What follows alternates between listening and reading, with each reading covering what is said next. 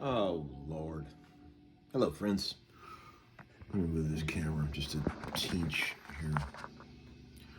Checking in. It's just your Sagittarius friend from the northeast of Cleveland, northeast of Ohio. You might know me as Uncle Larry, the Starship Trooper. I got more nicknames than anybody in sports history. And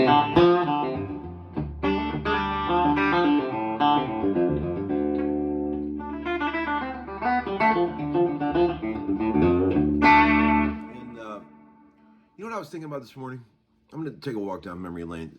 The real homeschoolers out there don't seem to mind when I get all sentimental and talk about stuff from the old days. So if you don't like that, you can switch off now. You can switch off to another channel. There's lots of things you could watch right now instead of me taking a trip down memory lane. But I was driving my boy to school this morning. I drove Leo to school, right? And we got on the subject of Rudy's Meats in Willowick, Ohio. Okay, those who live up in the Cleveland area, hot tip for you. Okay, there's an old butcher shop that has been there since I was a child, and probably way before that, called Rudy's Meats on Vine Street, okay? It was so close to the house that I grew up in that my mother, when I was very young, would just put a note in my hand and send me up there to get whatever meat she wanted to cook that day, you know. They have these things there called chopsteaks. They're like God's burgers. Oval-shaped burger patties, but they're made out of chopped sirloin. And they come with like a butter, just a little stick of butter on top. And I grew up on those. I mean, I have dreams about Rudy's chopsteaks. Okay, and it's a great butcher shop, family owned. If you can get to Rudy's Meats, do it today. Okay, I'm not 100% sure it's still there. I'm assuming it is, but it was always very strong business, that always did well. And oddly enough, it's owned by the Bukovac family, but it's not the same spelling as mine. It's Bukovec. And we used to always laugh about that when I would go in there when I was a kid. Wow, one letter off. But I'm sure there's some distant relation, but we never did figure it out. But lots of Bukovacs up in the Northeast Ohio area that all came from Gates, Pennsylvania, I've been told. That was the place they all emigrated to from Slovenia. I mean, these are foggy facts. I have zero memories of any grandparents because they were all dead by the time I was old enough. I do remember some old woman speaking in Slovenian around the house, but I don't know who it was. But man, the Bukovac Rudy's Meats thing is pretty strong. I know I have a few people out there that watch the show that live in that area. Go there today, get some of those chopped steaks. Tell them Uncle Larry sent you. And tell them I said hello, because I really miss that place. And it's like, if I go back up to Cleveland at any point, that's going to be one of my first stops. I would kill for some of those chopped steaks right now. Chopped steaks, that's what we used to always say, me and my friends. Let's go get some. But man, I got the grill cooking out there now, man. I've been grilling my ass off. My friend Nikki G was sweet enough to buy me a grill. I came home from work one day and there was a grill sitting in my yard. And I've been wearing that thing out, boy. Yesterday for breakfast, I had a grilled pork chop and a burger. Like just, oh man, I'm living it up out there. With the pool and the whole thing, man. Uncle Larry Mach 2, I say. That's what I say. Man, I've been working. Today I'm doing some Black Keys stuff. Holiday weekend. Hope you guys had a good Labor Day.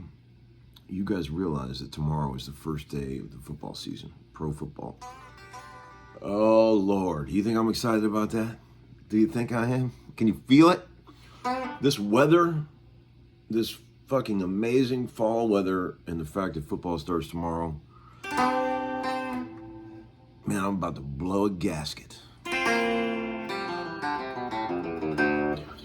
Okay, so let me show you some guitar shit. This thing I was playing, drop D, right? You know what drop D is, right?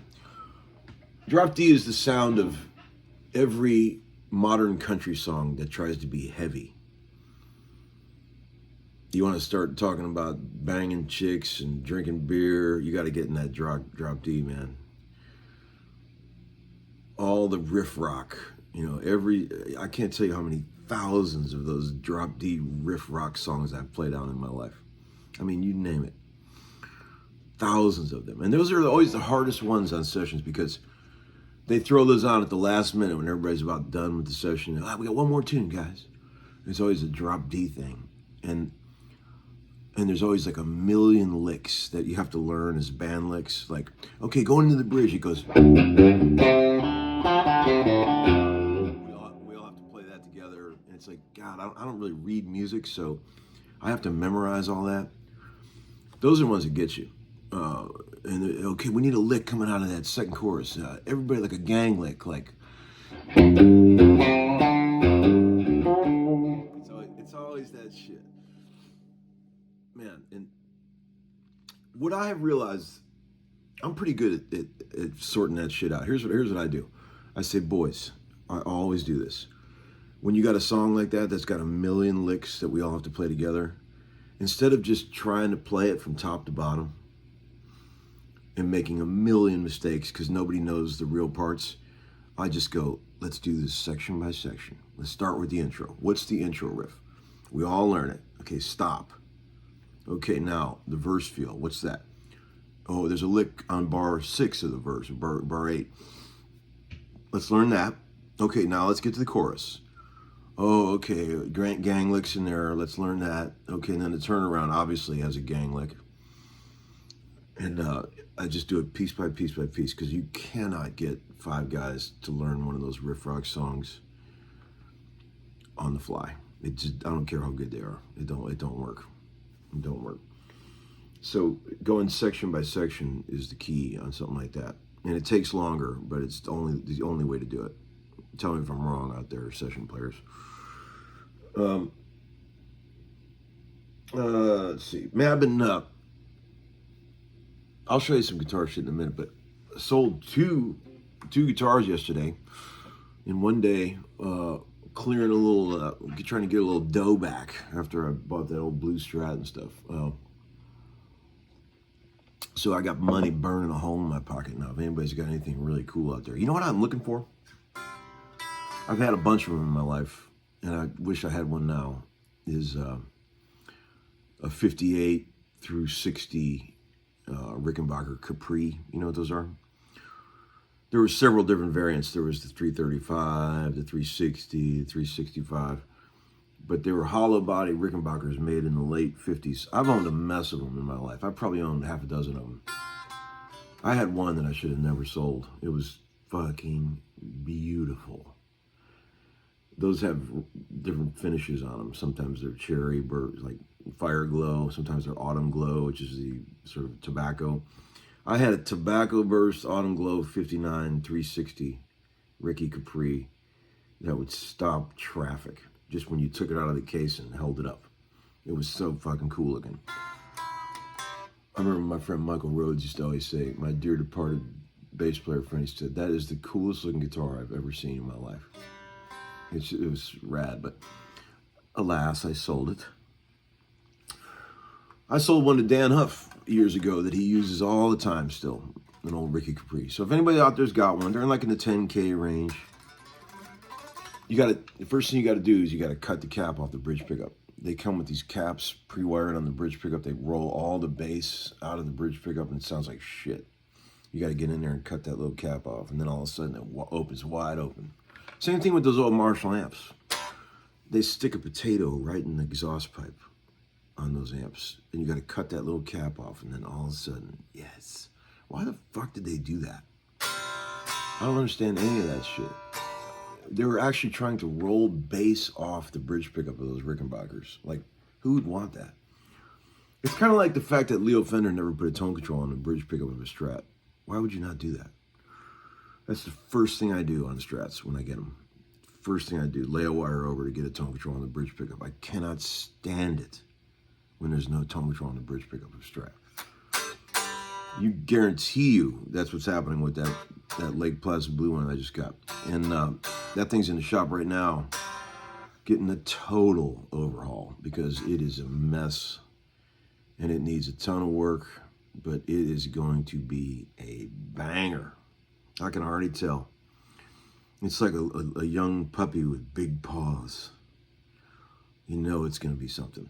And pickups sound amazing, neck's amazing, body's light, but it's just a mess. Plays like shit. But man, it's going to be killer. I'm having the full overhaul done on it. Very exciting. I'll show you that as soon as it's done in a couple weeks. Little things, you know, like the original factory string tree on that guitar is too high.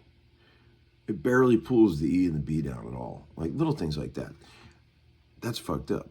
You gotta have some downward pull on that high E and B string on a Stratocaster. When it just goes straight to the tuner, straight across, it makes it feel like a toy. Downward angle on the bridge and the nut is where it's at, kids. That's where it's at. Okay, here's a cool lick. So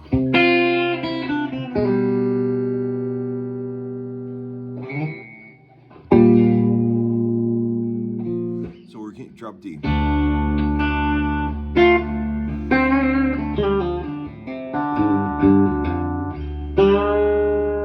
Ready?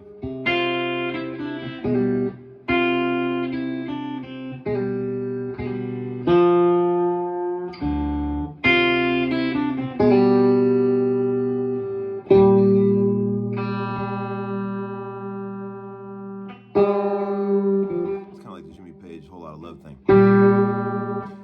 open G, bend that 10th fret.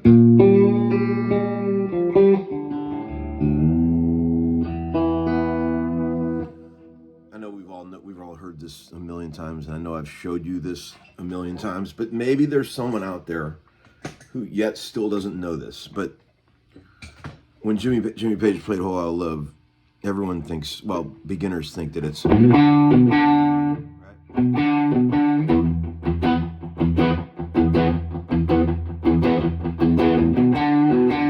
Which is cool, sounds kind of like it. But I remember reading in a guitar magazine when I was a young lad, you guys know where I'm going with this. He talks about how he plays the D note with his 5th fret of his index, and then he pushes up, bends it up, and also hits the open D with it.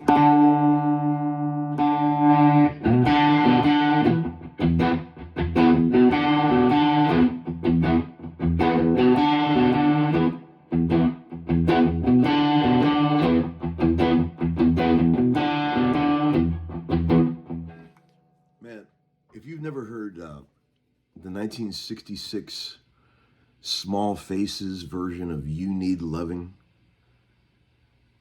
you will not believe.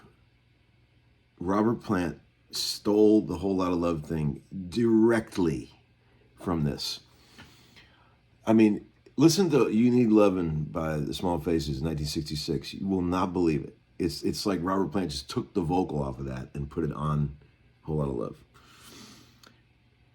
Originality is nothing but undetected imitation, friends. That's a great old saying. Think about that. Originality is nothing but undetected imitation. There is nothing original, ever. And anything that seems really original is just because you can't tell where they stole it from. That's it. End of story. Especially in rock music. Everything has been done 10 times over. So all you can do now is hide your influences. That's really all you can do. But man, they stole so much shit. I mean, the ultimate thieves of rock and roll.